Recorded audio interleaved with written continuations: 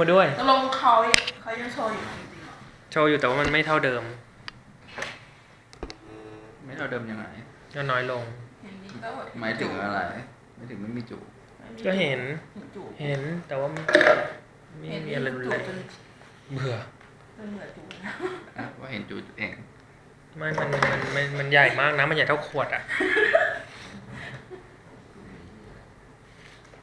เพราะมันฉีดมั้งไม่แล้วก็รัดด้วยใช่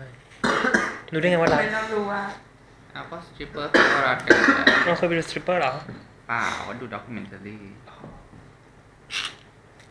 ดูแบนได้ด้วยประเทศผ่านไปสร้างหมดนะไม่ให้ทำไมล่ะมีแต่แอดดี้เหรอ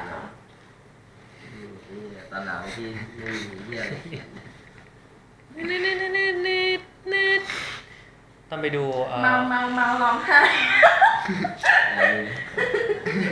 อ๋อไอดีทิป